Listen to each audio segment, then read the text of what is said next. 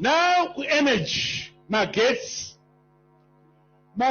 there was load shedding. Yaitika. Load shedding.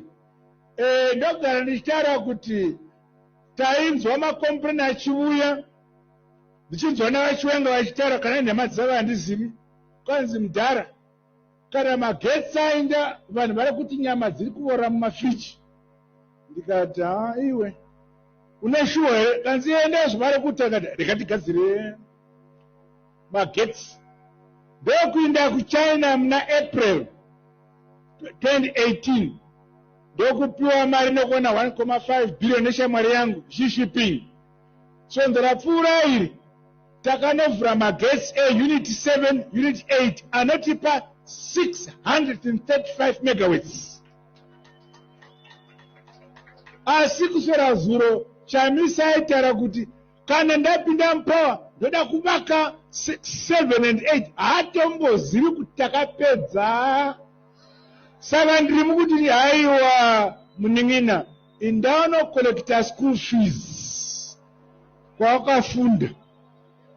Saka iko zvino magetsi avako, there is no more load shedding. Saka vachiwenga kana munhu akabuya achiti nyama yavo rainhema dzake, muti ngave naye. Une wapedza kuita manyemwe, wapedza kuonererwa, zesa ndo painongokuratidza chete kuti iwe ndiwe unofanira kuenda kunokolekta school fees yako.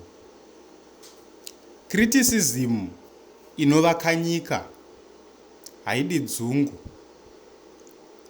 Criticism inouya, iwe unofanira kutambira criticism iyoyo zvinovaka. Unofanira kutambira criticism iyoyo zvinoita kuti nyika ifambire kumberi uye zvinhu zvinge zvichifambira kumberi. Iwe unofanira kutambira criticism wogadzirisa nyika. But zvatiri kuitirwa nemwendedzi ndezvokuti dzinoti kana dzikacriticizewa dzotuka vaya vacriticize vataura. Iwe ndiwo uri kutonga, uri kuudzwa nevari kuona vari kuaffectwa neload shedding yacho, iwe hautozvizive. Hanuna kuti iwe uri kurelaya neinformation yawapiwa navachiwenga. Ende vakutokuziva character yako neunhu hwako.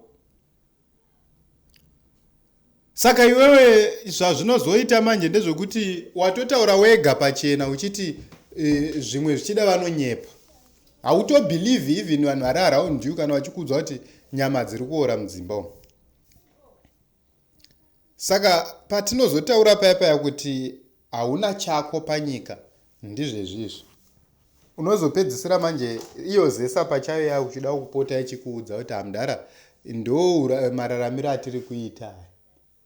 Munoisa bhajeti, mimi mari pabhajeti moisa 7 million kuenergy, munofungidzira kuti kwa inobatsira chii?